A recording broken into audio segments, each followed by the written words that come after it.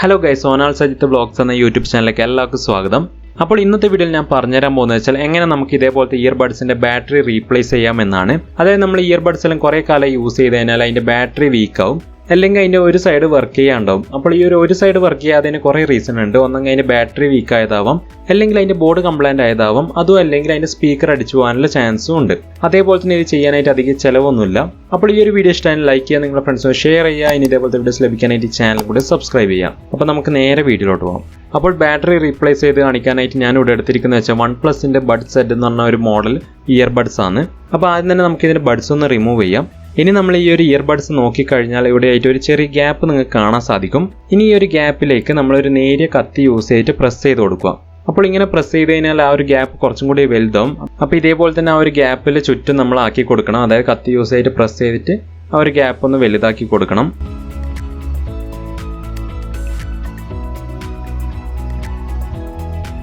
അപ്പോൾ ഇങ്ങനെ ചെയ്ത് കഴിഞ്ഞാൽ നമുക്കിത് ഓപ്പൺ ചെയ്തെടുക്കാൻ സാധിക്കും. അപ്പോൾ ഓപ്പൺ ചെയ്യുമ്പോൾ അധികം പ്രഷർ കൊടുക്കാൻ പാടില്ല. പ്രഷർ കൊടുക്കുമ്പോൾ പെട്ടെന്ന് ഓപ്പൺ ആയിട്ട് ആ ഒരു വയർ കട്ടായി പോകാനുള്ള ചാൻസ് ഉണ്ട്. അപ്പോൾ ആ ഒരു കാര്യം നിങ്ങൾ ശ്രദ്ധിക്കുക. അപ്പോൾ ഇതാണ് ഇതിൻ്റെ സർക്യൂട്ടും കാര്യങ്ങളെല്ലാം. ഇനി നമ്മൾ ചെയ്യേണ്ട കാര്യം എന്ന് വെച്ച് കഴിഞ്ഞാൽ ചുറ്റുമില്ല ആ ഒരു ഗ്ലൂ നമ്മളൊന്ന് റിമൂവ് ചെയ്തെടുക്കണം. എന്നാൽ മാത്രമേ നമുക്ക് ആ ഒരു ബാറ്ററി ഈസി ആയിട്ട് റിമൂവ് ചെയ്തെടുക്കാൻ സാധിക്കും. അപ്പോൾ ആ ഒരു ഗ്ലൂ എല്ലാം ഒന്ന് റിമൂവ് ചെയ്യുക. ഇനി ആ ഒരു ഗ്ലൂ റിമൂവ് ചെയ്തതിന് ശേഷം നമുക്ക് ആ ഒരു ബാറ്ററി പുറത്തേക്ക് എടുക്കണം. അത് ഇതേപോലെ കത്തി യൂസ് ചെയ്തിട്ട് ആ ഒരു ഗ്യാപ്പിലോട്ട് ഇങ്ങനെ പുറത്തേക്ക് ആക്കി എടുത്താൽ മതിയാവും. അപ്പോൾ ശ്രദ്ധിച്ചു വേണം ഈ ഒരു ബാറ്ററി റിമൂവ് ചെയ്തെടുക്കാനായിട്ട്. അപ്പോൾ നിങ്ങൾക്ക് കാണാൻ സാധിക്കും ഇതിൻ്റെ ഒരു റൗണ്ട് ഷേപ്പിലെ ബാറ്ററിയാണ്. ഇനി നമ്മൾ ഇതിലേക്ക് ഫിറ്റ് ചെയ്യാൻ പോകുന്നത് ഈ ഒരു ബാറ്ററിയാണ്. അതായത് ഒരു സ്ക്വയർ ഷേപ്പ് ബാറ്ററിയാണ് നമുക്ക് അവൈലബിൾ ആയിട്ടുള്ളത്.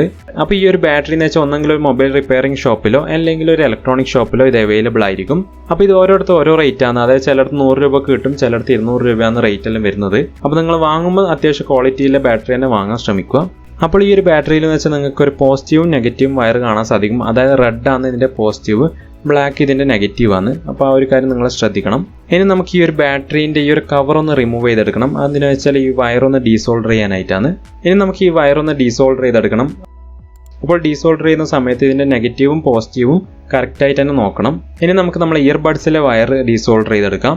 ഇനി ചെയ്യേണ്ട കാര്യം എന്ന് വെച്ചാൽ ഇയർബഡ്സിൻ്റെ പോസിറ്റീവ് നെഗറ്റീവും ആ ബാറ്ററീൻ്റെ പോസിറ്റീവ് നെഗറ്റീവിനായിട്ട് സോൾഡർ ചെയ്ത് കൊടുക്കുക. അപ്പോൾ ഞാൻ നല്ല രീതിയിൽ തന്നെ ഇവിടെ സോൾഡർ ചെയ്തെടുത്തിട്ടുണ്ട്. ഇനി നമുക്ക് ആ ഒരു ബാറ്ററി കവർ ചെയ്ത് കൊടുക്കാം. അപ്പോൾ നിങ്ങൾ മാക്സിമം കവർ ചെയ്തിട്ട് തന്നെ ഫിറ്റ് ചെയ്യാൻ ശ്രമിക്കുക, കാരണം ഷോർട്ട് സർക്യൂട്ട് ആകാൻ നല്ല ചാൻസ് ഉണ്ട്. ഇനി നമ്മൾ ചെയ്യേണ്ട കാര്യം എന്ന് വെച്ചാൽ ഈ ഒരു ബാറ്ററി ഇതിലേക്ക് ഫിറ്റ് ചെയ്ത് കൊടുക്കണം. അപ്പോൾ നിങ്ങൾ ടൈം എടുത്തിട്ട് വേണം ഇത് ചെയ്യാനായിട്ട്, കാരണം അത്യാവശ്യം ടൈറ്റ് ഉണ്ടാവും ഈ ഒരു ബാറ്ററി ഇതിൽ ഫിറ്റ് ചെയ്യാനായിട്ട്. അപ്പോൾ ടൈം എടുത്ത് മെല്ലനെ പ്രസ് ചെയ്ത് കൊടുത്തിട്ട് അതൊന്ന് ഫിറ്റാക്കി എടുക്കുക. അപ്പോൾ ഞാൻ ആ ഒരു ബാറ്ററി കറക്റ്റായിട്ട് പ്ലേസ് ചെയ്ത് കൊടുത്തിട്ടുണ്ട്. അതേപോലെ തന്നെ ബോർഡും കൂടി കറക്റ്റായിട്ട് തന്നെ പ്ലേസ് ചെയ്ത് കൊടുക്കുക. ഇനി നമുക്കിത് തൽക്കാലം ഒന്ന് ക്ലോസ് ചെയ്ത് കൊടുക്കാം. എന്നിട്ട് വർക്കിംഗ് ആണോ എന്ന് ടെസ്റ്റ് ചെയ്തതിന് ശേഷം മാത്രം നമുക്കിത് ഗ്ലൂ യൂസ് ചെയ്ത് ഒട്ടിച്ച് കൊടുത്താൽ മതിയാവും. ഇനി ഞാൻ ഇതേപോലെ തന്നെ അടുത്ത സൈഡിലുള്ള ഇയർബഡ്സിൻ്റെ ബാറ്ററി റീപ്ലേസ് ചെയ്യുന്നുണ്ട്. അപ്പോൾ നേരത്തെ പറഞ്ഞ പോലെ തന്നെ ആ ഒരു ഗ്യാപ്പിൽ കത്തി യൂസ് ചെയ്തിട്ട് അതൊന്ന് ഓപ്പൺ ചെയ്ത് കൊടുക്കുക. എന്നിട്ട് അതിലുള്ള ബാറ്ററി ഡീസോൾഡർ ചെയ്ത് കൊടുക്കുക. എന്നിട്ട് നമ്മൾ പുതിയ ബാറ്ററിയിലേക്ക് സോൾഡർ ചെയ്ത് കൊടുക്കുക. എന്നിട്ട് ആ ഒരു ബാറ്ററി അതിലേക്ക് ഫിറ്റ് ചെയ്ത് കൊടുക്കുക. അപ്പോൾ ഇത്ര മാത്രമേ നമുക്കിവിടെ പണിയുള്ളൂ. ഇനി നമുക്കിതൊന്ന് ടെസ്റ്റ് ചെയ്ത് നോക്കാം.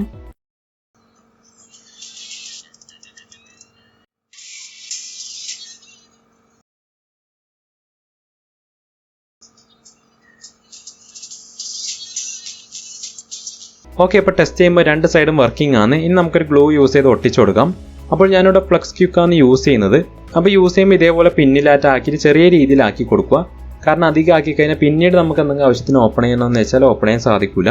അപ്പോൾ ചെറിയ രീതിയിൽ മാത്രം ഗ്ലൂ അപ്ലൈ ചെയ്ത് കൊടുക്കുക. ഓക്കെ, അപ്പോൾ നമ്മൾ ഇയർബഡ്സ് ഇവിടെ കംപ്ലീറ്റ്ലി റിപ്പയർ ചെയ്തെടുത്തിട്ടുണ്ട്. അപ്പം വളരെ സിമ്പിളായിരുന്നു ഈ ഒരു സംഭവം ചെയ്യാനായിട്ട്. അപ്പോൾ എല്ലാവർക്കും എൻ്റെ ഇന്നത്തെ വീഡിയോ ഇഷ്ടമായി ലൈക്ക് ചെയ്യുക, നിങ്ങളുടെ ഫ്രണ്ട്സ് ഷെയർ ചെയ്യുക. ഇനി ഇതേപോലത്തെ വീഡിയോസ് ലഭിക്കാനായിട്ട് ഈ ചാനൽ കൂടി സബ്സ്ക്രൈബ് ചെയ്യുക. അപ്പോൾ നമുക്കെന്നാൽ ഇനി അടുത്ത വീഡിയോ കാണാം.